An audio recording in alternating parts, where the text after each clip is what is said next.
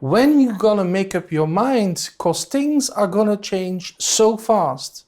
Sings Tori Amos in her song Winter, attributing these words to her caring father.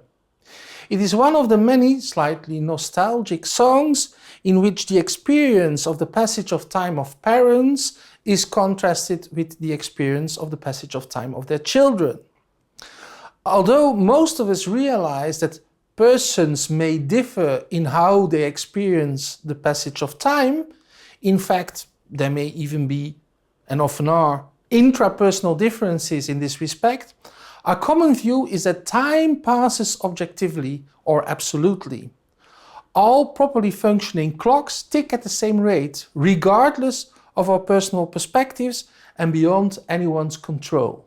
Ontologically speaking, our common view encompasses that past objects that have deteriorated or that past persons who have died do not exist, are not real, we may add, any longer. Similarly, future objects that haven't been composed of future persons and generations who have not been conceived, do not exist, are not real, we may add, yet. As we speak, I exist, Stefan the videographer exists, the camera exists, the objects in this kitchen exist, and as you watch this clip, you exist. But Lucy, arguably the first human, the Great Library of Alexandria and the Vienna Circle do not exist.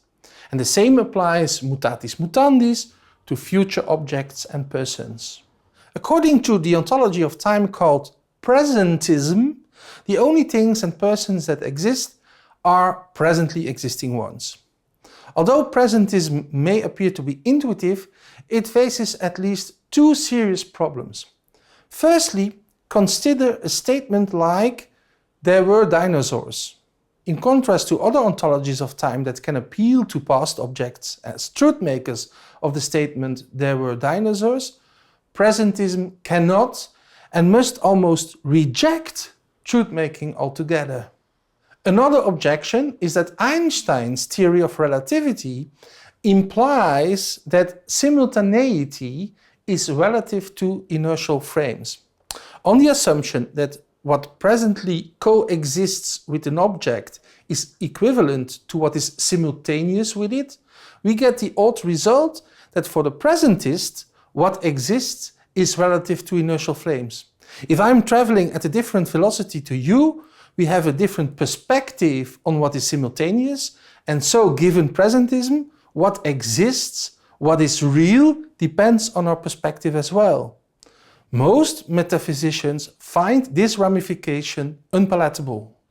The growing block theory and the shrinking block theory also face objections from Einstein's theory of relativity.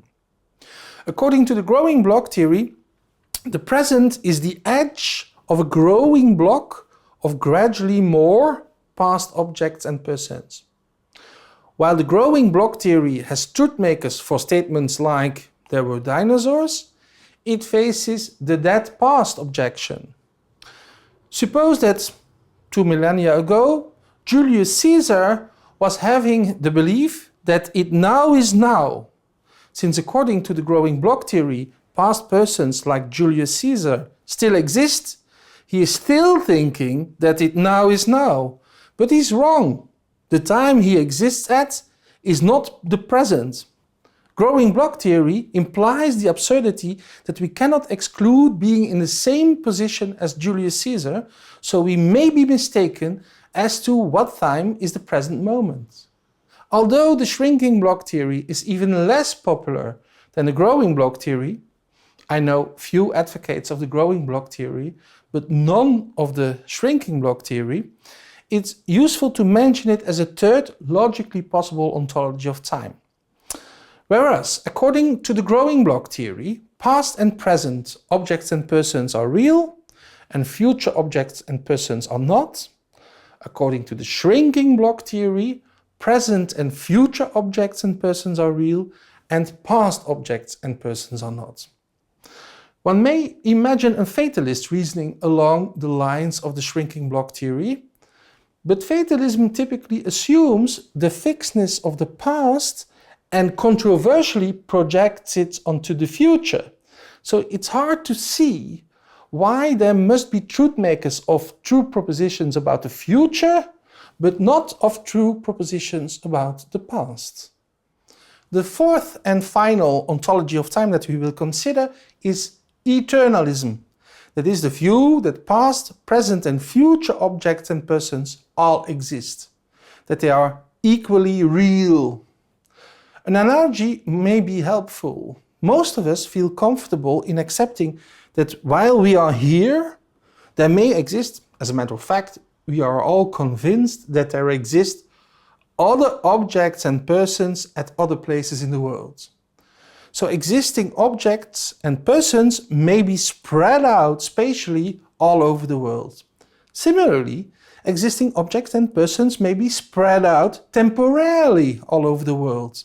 Eternalists accept that while they exist now, there may exist, and most probably do exist, other objects and persons at other times, in both the past and the future. One of the major advantages of eternalism is that it does not make reality depend on our inertial frames or perspectives. In reality, there is no distinction between past, present and future objects and persons. They are all on an equal metaphysical or ontological foot, the equal foot of existence. They all exist. Obviously, eternalism can also readily deliver the truth makers of true propositions about the past, present and future.